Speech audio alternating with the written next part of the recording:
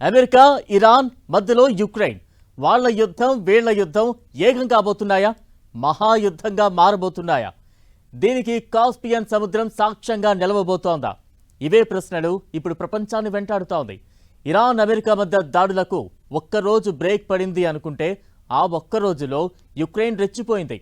Iran నౌకలపై దాడి చేసింది. అసలేం జరుగుతోంది? ఇరాన్ షిప్ల మీద యుక్రెయిన్ ఎందుకు దాడి చేసింది? దీనికి ఇరాన్ రియాక్షన్ ఏంటి? అసలు ఆ కాస్పియన్ సముద్రం కథ ఏంటి?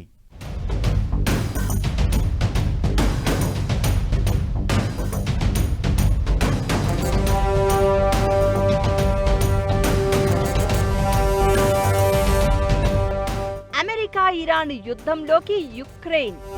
ఇరాన్ నౌకలపై దాడి చేసిన యుక్రెయిన్. రెండు యుద్ధాలు ఇప్పుడు ఏకం కానున్నాయా?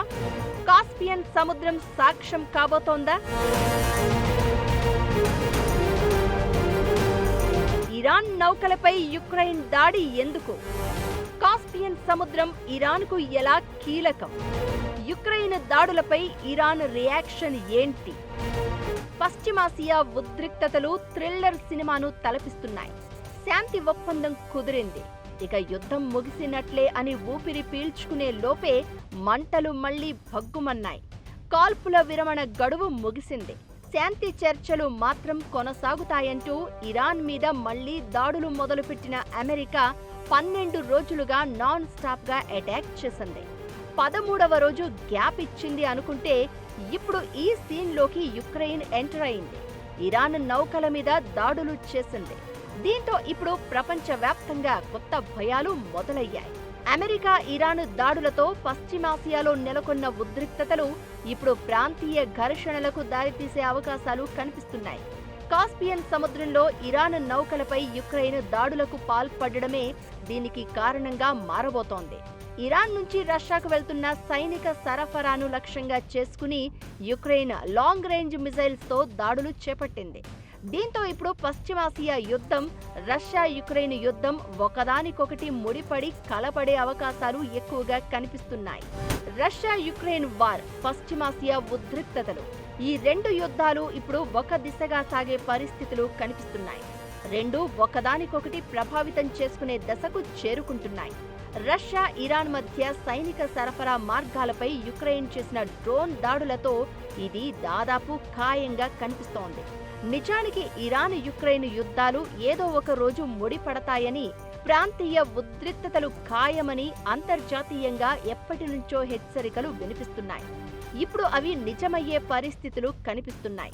రష్యాతో యుద్ధంలో యుక్రెయిన్కు అమెరికా సైనిక మద్దతిస్తోంది.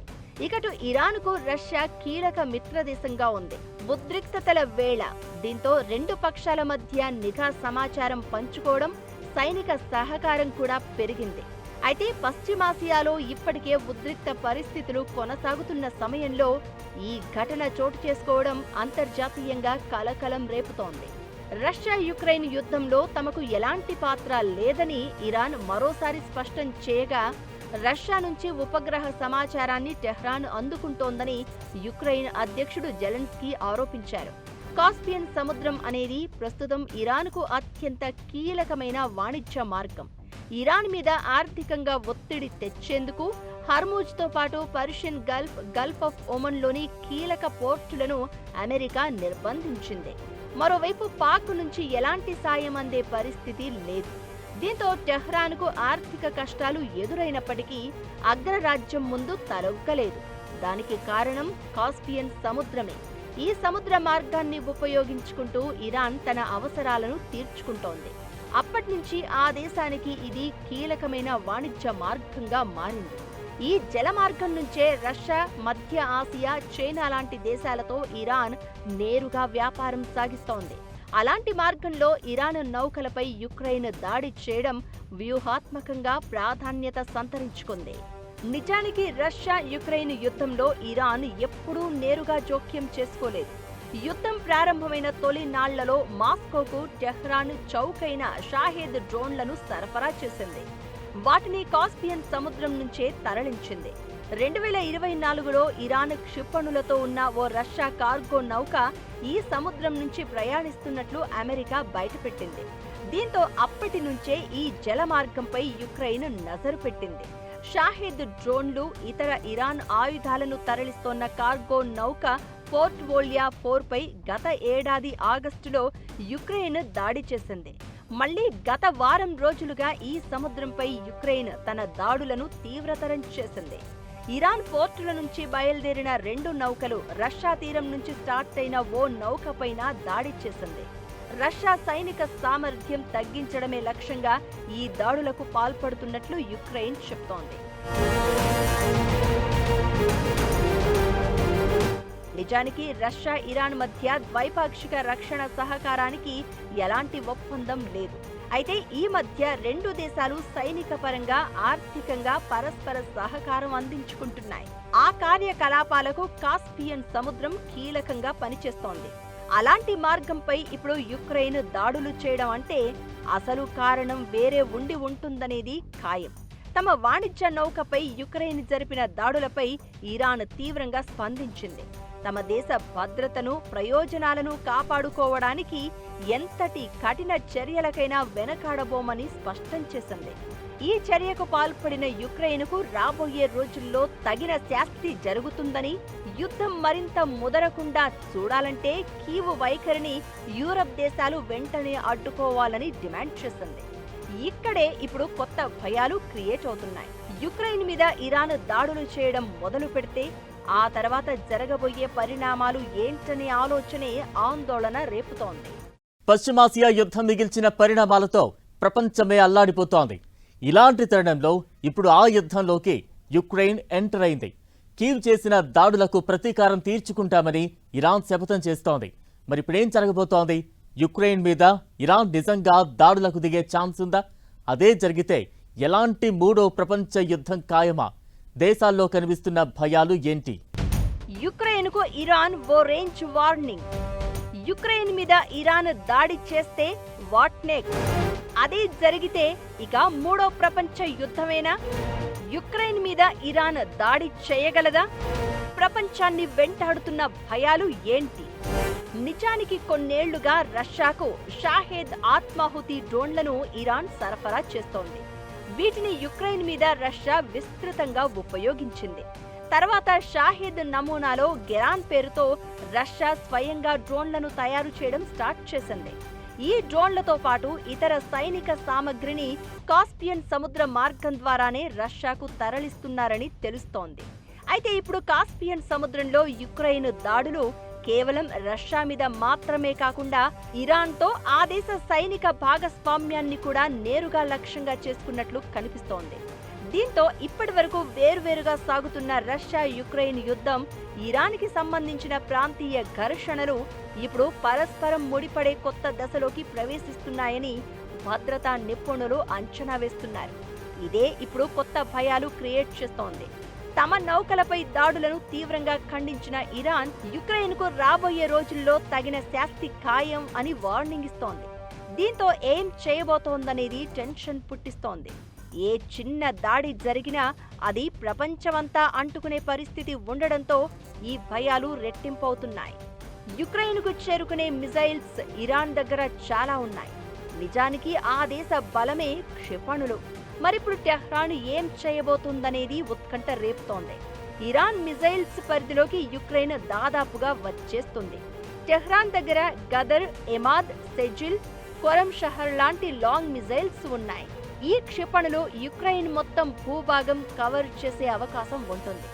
మిజైల్స్ తో పాటు యుక్రెయిన్ ను చేరుకునే డ్రోన్లు కూడా ఇరాన్ దగ్గర ఉన్నాయి. దీంతో కాస్పియన్ సముద్రంలో ఘటన తర్వాత యుక్రెయిన్ మీద ఇరాన్ దాడి చేయబోతోందా అనే అనుమానాలు తెర మీదకు వస్తున్నాయి.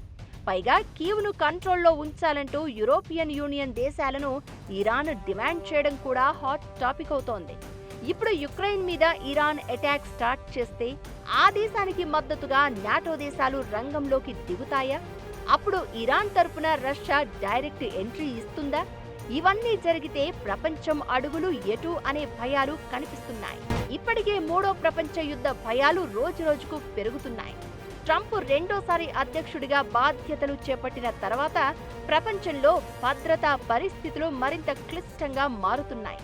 రష్యా యుక్రెయిన్ యుద్ధం కారణంగా 1945 తర్వాత యూరప్లోని అత్యంత రక్తపాత ఘర్షణ కొనసాగుతోంది. ఇరాన్, అమెరికా, ఇజ్రాయెల్ ఘర్షణల్లో మిడిల్ ఈస్ట్లోని 12 దేశాలు ప్రత్యక్షంగా పాల్గొనడం దశాబ్దాల తర్వాత ఆ ప్రాంతంలోనే అతిపెద్ద యుద్ధ పరిస్థితిని క్రియేట్ చేసింది. ఇక తూర్పు ఆసియాలో ఉత్తర కొరియా వేగంగా తన సైనిక శక్తిని పెంచుకుంటోంది. దక్షిణ కొరియాతో శాంతియుతంగా ఐక్యం కావాలనే లక్ష్యాన్ని వదిలేసింది. అటు తైవాన్ చుట్టూ చైనా తన నౌకాదళ విన్యాసాలను పెంచి ఆ ద్వీపానికి సరఫరా మార్గాలను తెంచే వ్యూహాన్ని అమలు చేసేందుకు రెడీ అవుతోంది. ప్రస్తుతం యూరప్, మిడిల్ ఈస్ట్, ఆసియాలో జరుగుతున్న ఈ ఘర్షణలు వేర్వేరుగా కనిపిస్తున్నా రాను రాను ఒకదానితో ఒకటి ముడిపడుతున్న పరిస్థితి. ఇప్పుడు కాస్పియన్ సముద్రంలో ఘటన తర్వాత పరిణామాలు మరింత వేగంగా మారుతున్నాయి. రష్యా తరపున యుద్ధంలో పాల్గొనేందుకు 30,000 మంది సైనికులను పంపేందుకు ఉత్తర కొరియా సిద్ధమవుతుందని ఆ మధ్య జెలెన్స్కీ సంచలన ఆరోపణలు చేశారు. ఇది ప్రపంచ యుద్ధానికి తొలి అడుగు అంటూ బాంబు పేల్చారు. అలాంటిది ఇప్పుడు యుక్రెయిన్ నేరుగా ఇరాన్తో ఘర్షణకు దిగడంతో అది ప్రపంచ యుద్ధం వైపు మరో అడుగుగా మారే ప్రమాదం ఉంది అనే భయాలు వ్యక్తమవుతున్నాయి. మొదటి, రెండో ప్రపంచ యుద్ధ సమయాల్లోనూ దాదాపుగా ఇప్పుడున్న పరిస్థితులే కనిపించాయి. అనేక ఖండాల్లో ఒకేసారి యుద్ధాలు జరిగాయి. ప్రపంచంలోని శక్తివంతమైన దేశాలు పరస్పరం నేరుగా యుద్ధం చేశాయి. కూటములు ఏర్పడ్డాయి. ఇప్పుడు కూడా అలాంటి పోలికలే కనిపిస్తున్నాయనేది మరికొందరి వాదన. యూరప్, ఆసియా ఖండాల్లో జరుగుతున్న యుద్ధాల ప్రభావం ఆఫ్రికా మీద కూడా పడుతోంది. రష్యా, చైనా, ఇరాన్, ఉత్తర కొరియా మధ్య పెరుగుతున్న సహకారాన్ని కొత్త కూటమిగా వ్యవహరిస్తున్నారు. నిజానికి ఈ 4 దేశాల మధ్య అధికారిక సైనిక కూటమి లేకపోయినా వాటి ఉమ్మడి లక్ష్యం ఒకటే, అదే అమెరికా ఆధిపత్యాన్ని వీక్ చేయడం. భౌగోళిక రాజకీయాలు ఇన్ని మలుపులు తిరుగుతున్న వేళ ఇప్పుడు పశ్చిమాసియా ఉద్రిక్తతల్లోకి యుక్రెయిన్ ఎంటర్ కావడం, ఆ 2 యుద్ధాలు ఒకే దిశలో నడిచే పరిస్థితులు కనిపిస్తూ ఉండడంతో రాబోయే రోజుల్లో ఎలాంటి మలుపులు కనిపించబోతున్నాయి, ఏం జరగబోతోందనే టెన్షన్ ప్రపంచ దేశాల్లో కనిపిస్తోంది.